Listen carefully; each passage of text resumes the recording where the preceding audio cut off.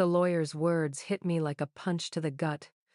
I'm sorry, Mrs. Patterson, but your husband has left the entire estate to Elena Martinez.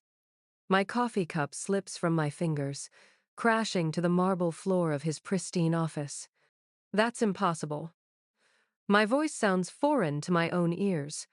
Robert and I were married for 37 years. Mr. Henderson slides the will across his mahogany desk. His manicured fingers avoid mine like I'm contagious with grief. The document feels heavier than it should. My hands shake as I read the first page, then the second. Each word is a knife, twisting deeper. To Elena Martinez, the love of my life, I leave my house at 247 Oak Street, my savings accounts totaling $340,000, and my investment portfolio. Who is Elena Martinez? I whisper. Henderson won't meet my eyes. I'm not at liberty to discuss. My husband is dead. I think I have a right to know who's getting everything we built together. Everything we built. What a joke. Apparently, Robert was building something entirely different while I was picking out curtains and planning anniversary dinners. I flip to the next page. The words blur through my tears. Elena gave me what you never could, a son who carries my name and my dreams. Miguel Robert Martinez is proof that some women are meant to be mothers. And others. The page crumbles in my grip. Mrs. Patterson, perhaps we should schedule another appointment when you've had time to process. Process? I laugh, and it sounds hysterical even to me. I've just discovered my entire marriage was a lie. How exactly does one process that? Henderson's secretary peeks through the door. She has that look, the same pitying expression I got at Robert's funeral last week. Poor Margaret Patterson, widow at 62. If only they knew I'm not just a widow. I'm a fool. I stand so fast the chair topples backward. The sound echoes in this tomb of an office, with its leather-bound books and degrees hanging like trophies on the wall. Mrs. Patterson, please. Don't. I clutch the will to my chest. Don't you dare tell me to calm down. I storm past the secretary's desk. She pretends to be busy with her computer, but I catch her stealing glances. This will be her story at dinner tonight. You won't believe what happened at the office today. The elevator takes forever. My reflection in the polished doors shows a woman I barely recognize. Gray hair that Robert used to call distinguished. Lines around my eyes that he said came from too much smiling. Lies. All of it. The parking garage smells like exhaust and despair. My keys slip from my trembling fingers twice before I manage to unlock Robert's no, Elena's BMW. The drive home is a blur of red lights and honking horns. I must be driving like a maniac, but I don't care. Let them honk. Let them stare. My house, our house, comes into view. The white picket fence Robert installed last spring. The rose bushes I planted on our anniversary. The porch swing where we'd sit on Sunday mornings, reading the paper and drinking coffee. All of it belongs to a stranger now. I pull into the driveway and sit for a moment, gripping the steering wheel like it's the only thing keeping me anchored to reality. That's when I see him. A young man sitting on my porch steps. His dark hair catches the afternoon sunlight, and when he looks up at the sound of my car, I nearly scream. Those eyes. Robert's eyes. The same deep brown with flecks of gold. The same stubborn set to his jaw that I'd seen 1,000 times when Robert was determined to win an argument. My heart pounds so hard I can hear it over the idling engine. The young man stands up. He's tall like Robert, broad shoulders like Robert. Even the way he moves confident but careful reminds me of my husband at that age. I turn off the car with shaking hands. The silence is deafening. He walks toward me slowly, like I'm a wild animal that might bolt. Maybe I am. Mrs. Patterson. His voice is deeper than I expected. There's an accent there, something soft and musical that Robert never had. I can't speak, can't move, can't breathe. This is him. This is the son Robert wrote about, the son who carries his name and his dreams, the son I supposedly couldn't give him. We stare at each other across the driveway. 30 feet of cracked concrete that might as well be the Grand Canyon. "Mrs. Patterson," he says again, gentler this time. "I think you're my father's wife." The will crumples further in my fist. Father. Not husband. Father. Because to this boy, Robert wasn't the man who forgot my birthday 3 years running. He wasn't the man who stopped holding my hand during movies or telling me I looked beautiful in the morning light. To this boy, Robert was Dad. And I'm just the woman who happened to live in his father's house. The young man takes a step closer. "My name is Miguel. Miguel Martinez. And I think we need to talk. You can't just sit on my porch and drop a bomb like that." My voice cracks as I fumble with my house keys. Miguel doesn't move from the steps. "I'm sorry, Mrs. Patterson. I didn't know how else to..." "How else to what? Destroy what's left of my life?" The key finally turns. I push the door open but don't invite him in. He follows anyway, and I'm too emotionally drained to fight it. My living room feels smaller with him in it. He looks around like he's memorizing everything: the family photos on the mantle, Robert's reading chair, the throw pillows I spent hours picking out at HomeGoods. "He talked about this place," Miguel says softly. "About your garden. About how you made the best apple pie in the county." I freeze halfway to the kitchen. "He talked about me? All the time." Miguel's smile is so much like Robert's it hurts. "He said you were the kindest woman he'd ever met, that you deserved better than..." Stop. I can't hear this. Can't handle his pity disguised as comfort. Just stop. I need coffee. Or whiskey. Probably whiskey, but it's only 3 in the afternoon, and I still have some dignity left. Coffee it is. Miguel follows me to the kitchen. He sits at the island where Robert used to read his morning paper, and the sight of someone else in that spot makes my chest tight. "How long?"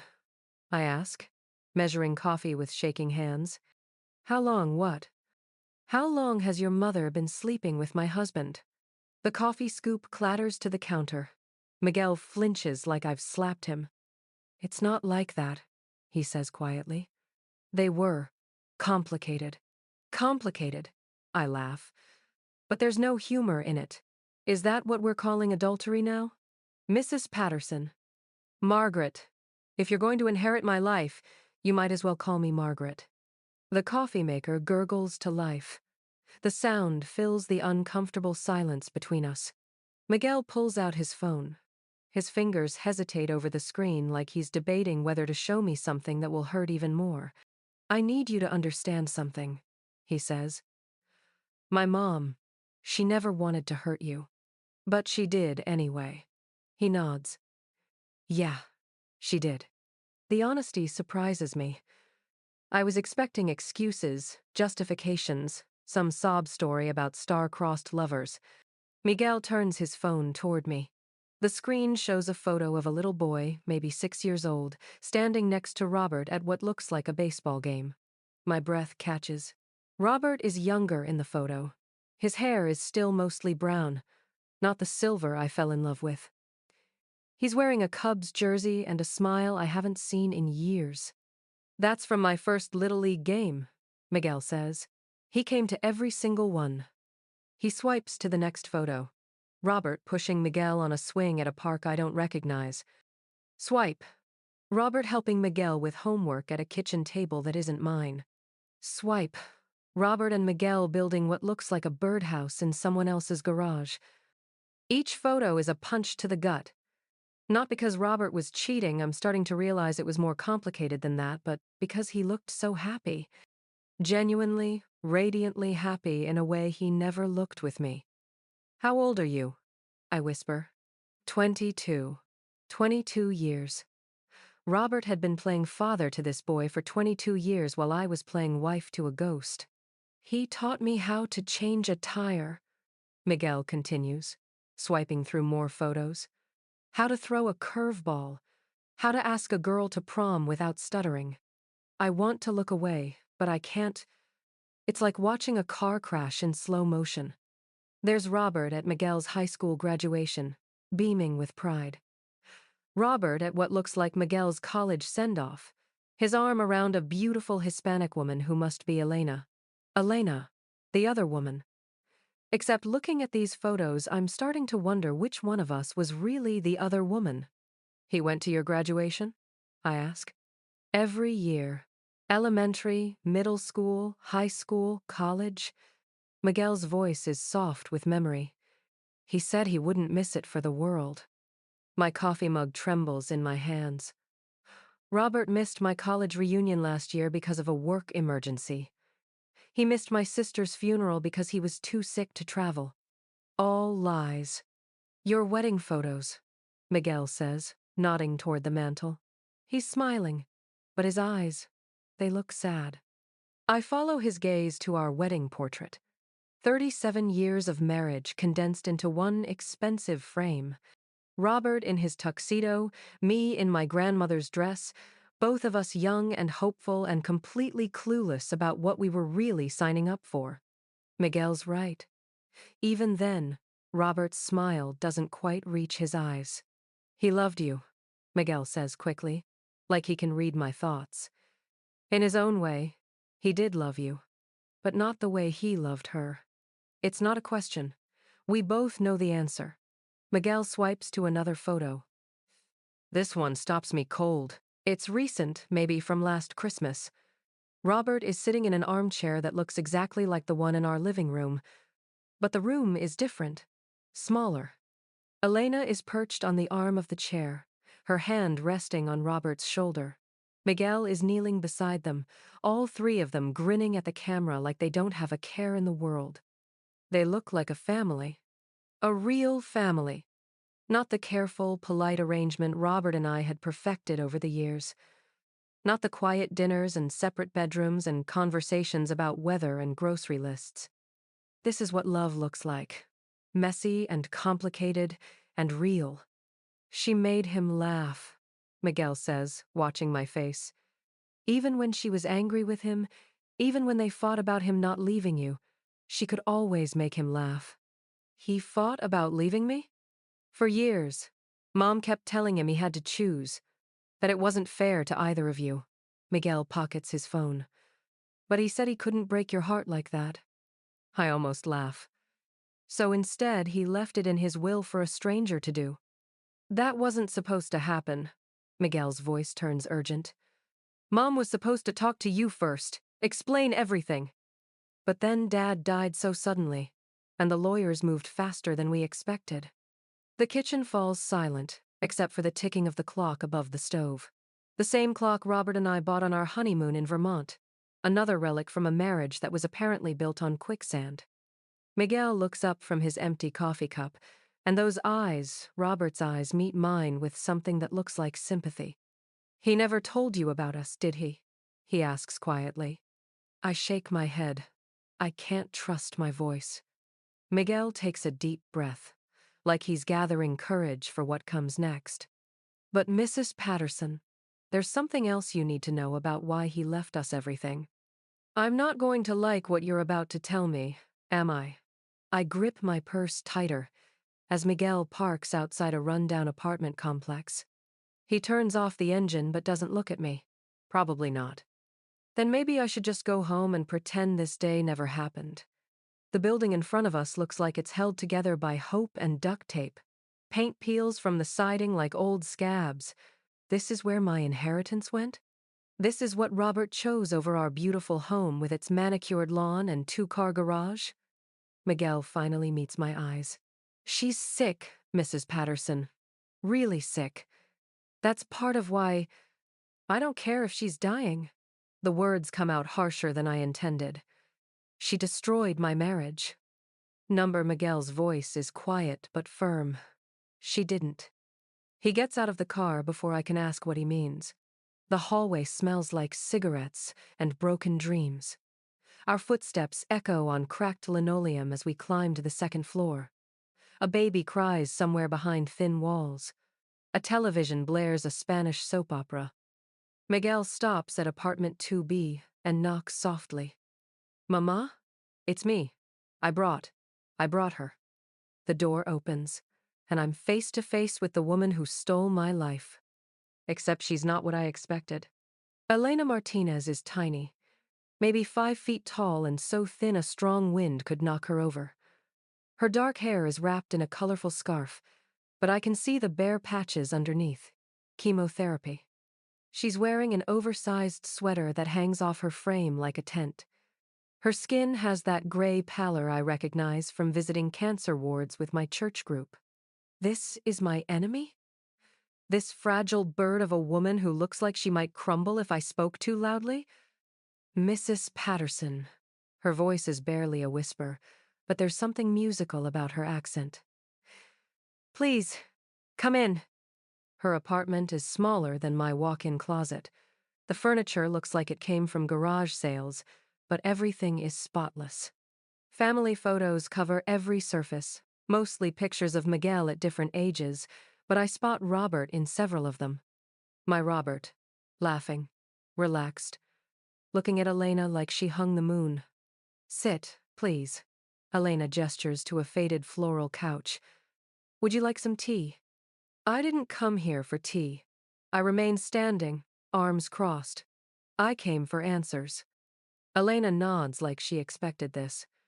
She settles into a recliner that's positioned to face both the television and the window. A sick person's chair. A chair for someone who spends a lot of time sitting still. Miguel told you about the will, she says. Miguel told me you're inheriting my life. It was never supposed to happen like this. Elena's hands flutter in her lap like nervous birds. Robert was supposed to tell you himself. We talked about it for months. But then he died and left me to find out from a lawyer. I'm proud that my voice stays steady. Very convenient. Elena flinches. It wasn't convenient. It was cowardly. The honesty catches me off guard.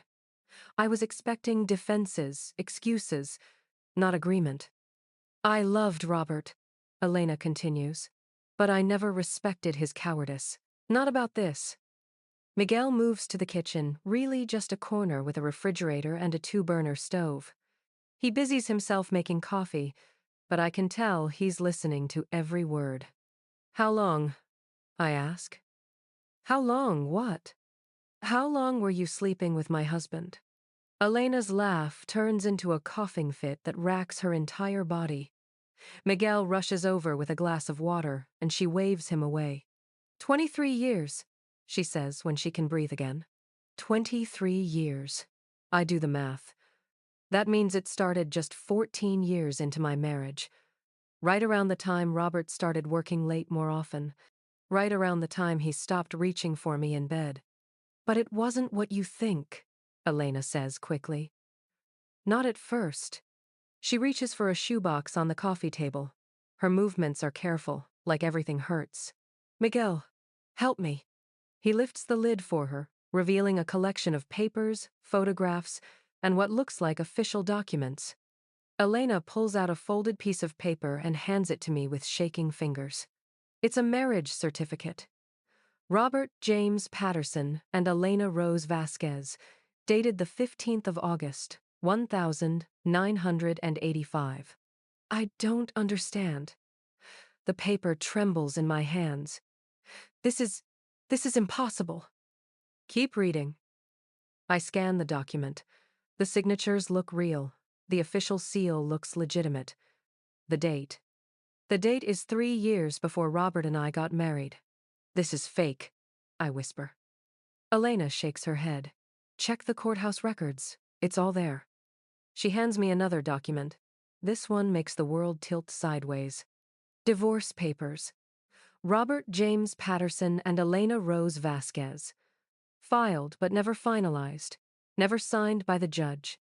We had a fight, Elena says quietly. A terrible fight about having children. Robert wanted them so badly, and I was young and scared and stupid. I filed for divorce and left town. My legs give out. I sink onto the couch, still staring at the papers. When did you come back? 2 years later. I came to finalize the divorce, but Robert never signed his papers. The whole thing was in legal limbo. Elena's voice gets smaller. By then, he was engaged to you. The room spins. He told me his first wife died in a car accident. I know, Miguel told me. Elena pulls out more photos. I wanted to tell you myself, so many times, but Robert begged me not to. He said it would destroy you. So instead, he just kept both of us? Elena nods miserably. He said he couldn't choose, said he loved us both, just differently. I think about all the times Robert came home late, all the weekend work trips, all the evenings he spent at the office. He was here, with them, playing house while I sat alone in our perfect suburban prison, wondering why my husband felt like a stranger. So my marriage, I can barely form the words, was never legal, Elena finishes. I'm sorry, Margaret. I'm so sorry. The papers scatter across the coffee table as my hands shake. Marriage certificate, divorce papers never filed. 23 years of lies spread out in black and white. I wanted to leave so many times, Elena continues. Find someone else. Let Robert go. But then Miguel got sick when he was little, and Robert paid for everything. The doctors, the hospital bills, the medicine we couldn't afford. She reaches for my hand, and I'm too stunned to pull away. Then I got sick, and Robert. He's been paying for my treatments for 3 years now. The chemotherapy, the specialists, everything. With our money, I say flatly. With his money, Elena corrects gently. Because technically, you and Robert were never married. Everything he earned, everything he owned, it was legally his alone. The room falls silent, except for the tick of a cheap wall clock and the distant sound of traffic. Miguel appears with coffee none of us will drink. He sets the cups down carefully and sits on the floor beside his mother's chair. There's more, isn't there? I ask. Elena's eyes fill with tears. She reaches for my hand again, and this time her grip is desperate. I'm so sorry, she whispers. But there's one more thing. Robert didn't just lie about me being dead. What else could you possibly tell me? I stand up so fast the coffee table shakes. That Robert was actually a serial killer? That we have 12 other secret children scattered across the country? Elena pulls a manila envelope from beneath the shoebox. Her fingers are so thin they look like twigs about to snap. Margaret, please sit down. Number. I'm done sitting down. I'm done being reasonable. My voice echoes off the cheap apartment walls. Just tell me what fresh hell you're about to unleash. Elena opens the envelope and pulls out a stack of bank statements. Our bank statements. The ones from the joint account Robert and I opened when we got married. My breath catches. The papers are covered in red circles drawn in Elena's shaky handwriting. Transfer after transfer. Thousands of dollars. Our money flowing out every single month for years. $3,000 in January. Elena reads, her voice barely audible. For my first round of chemo. She flips to the next page. $2,500 in February. For the specialist in Chicago. Another page. $4,200 in March. For the surgery I needed when the cancer spread to my lymph nodes. I snatch the papers from her hands. The numbers blur together, but I can see the pattern.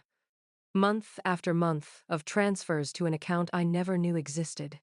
This is why we couldn't go to Hawaii for our anniversary, I whisper. Elena nods. This is why Robert said we couldn't afford to renovate the kitchen. Another nod.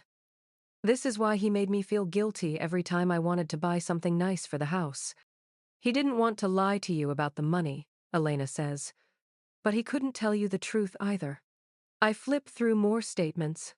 3 years' worth of our savings disappearing into Elena's cancer treatments. Money I thought we were saving for our retirement. Money I thought would help us travel and enjoy our golden years together. Money that was keeping his real wife alive while his fake wife planned a future that would never come. How much? My voice sounds dead even to my own ears. Elena hesitates. How much of our money went to your cancer? $87,000. Miguel says from the kitchen. I kept track. The number hits me like a physical blow. $87,000. Almost our entire savings account. But that's not all, Elena whispers. She reaches back into the envelope and pulls out a letter. The paper is cream-colored and expensive, the kind Robert used for important business correspondence. My name is written on the front in his careful handwriting, but the envelope is already open. He wrote this 6 months ago, Elena says, when the doctors told me I only had a year left. She unfolds the letter with trembling hands. Her eyes scan the page like she's reading it for the 100th time. He wanted to tell you everything himself, but he kept putting it off, saying he needed more time to find the right words. Elena looks up at me. I read it after he died. I probably shouldn't have, but just tell me what it says. Elena takes a shaky breath and begins to read. My dearest Elena, by the time you read this, I'll be gone, and you'll have to face what I was too cowardly to say out loud. The words hit me like individual punches. I married Margaret because I was broken after you left. I needed someone to take care of me, to make me feel normal again. She deserved so much better than what I could give her.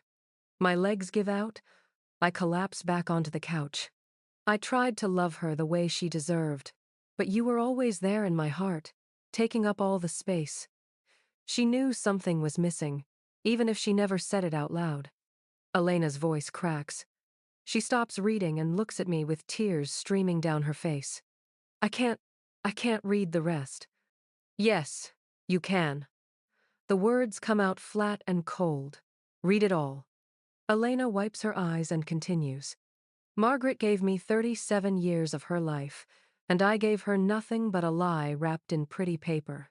She cooked my meals and ironed my shirts and pretended not to notice when I came home smelling like your perfume. I think about all those nights when Robert would shower immediately after getting home from work. All those times I found unfamiliar receipts in his pockets and convinced myself they were innocent. They weren't. She deserves to know the truth. She deserves to understand why I was always somewhere else, even when I was sitting right next to her.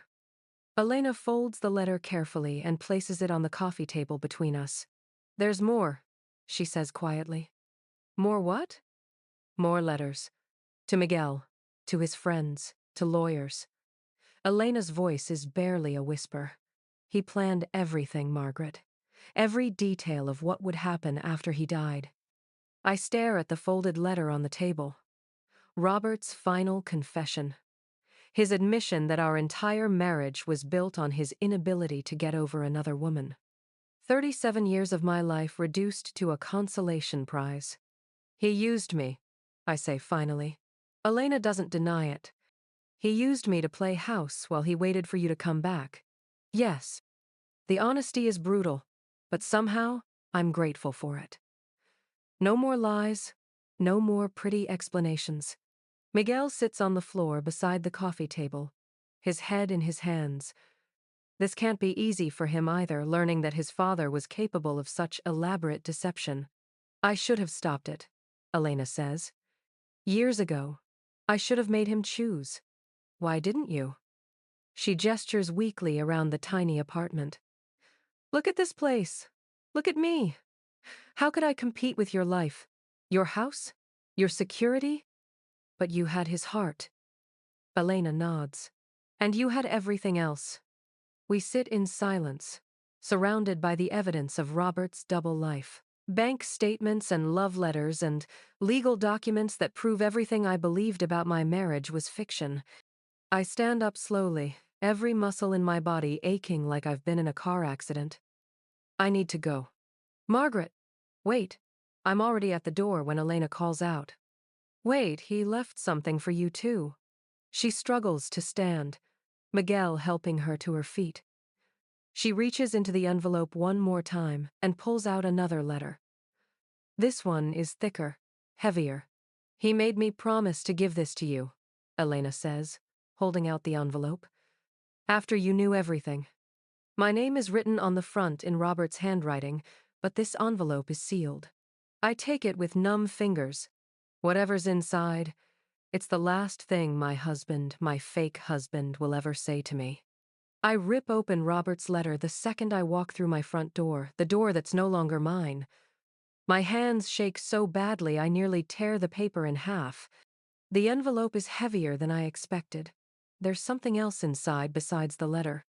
I dump the contents onto the kitchen island. Robert's final words to me scatter across the granite countertop, along with what looks like legal documents and a set of keys. Keys I don't recognize. The letter is written on Robert's personal stationery, the expensive kind he used for thank you notes and condolence cards. Always so proper. Always so careful about appearances. Even in death, he's maintaining his image.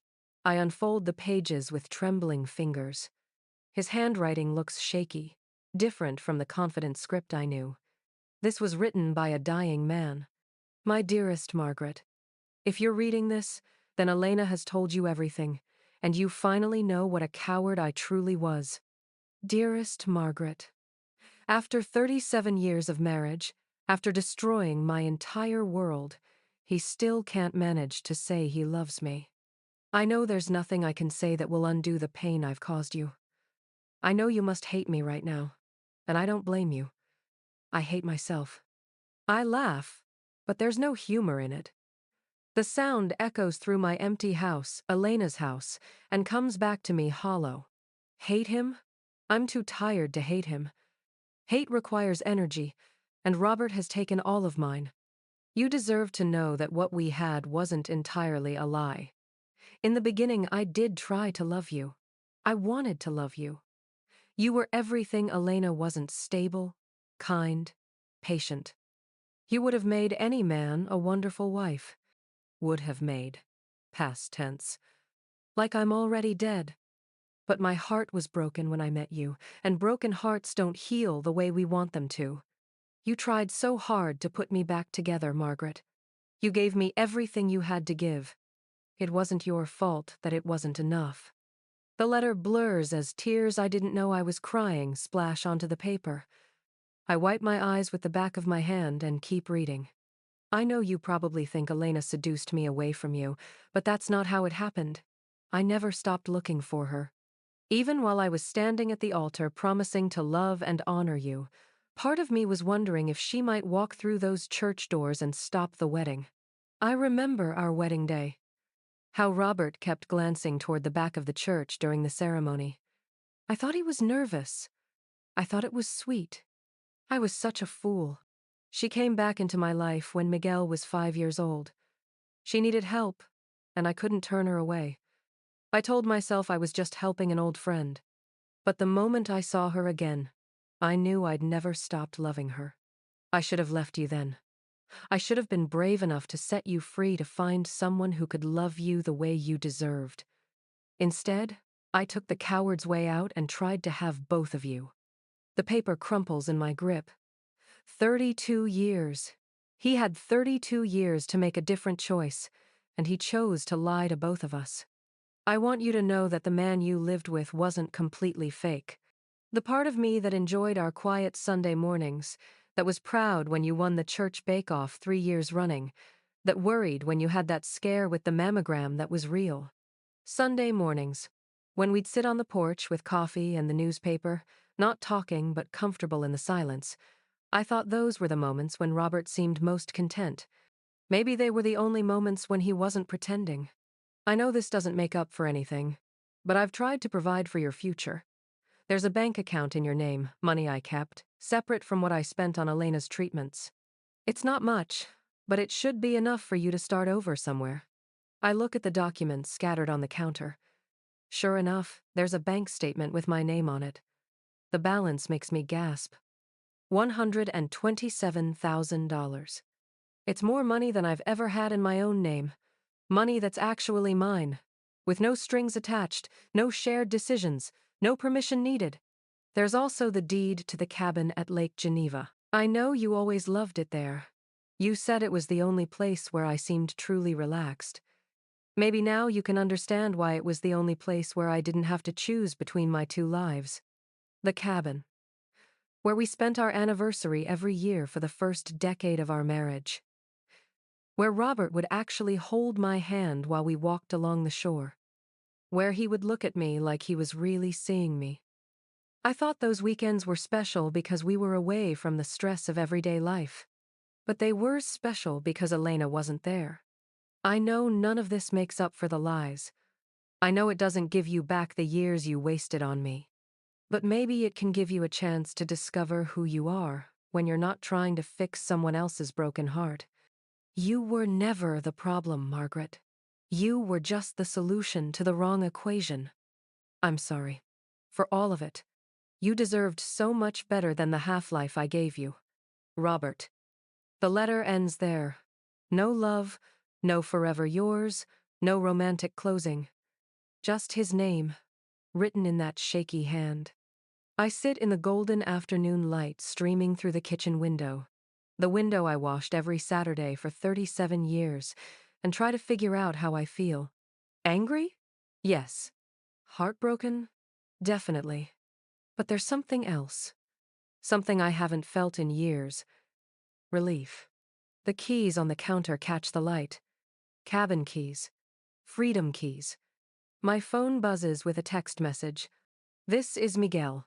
Mom wanted me to give you my number. She said to tell you that you're welcome to visit any time. She'd like to be friends, if you're willing. I know it's complicated, but she really likes you. I stare at the message for a long time. Elena likes me.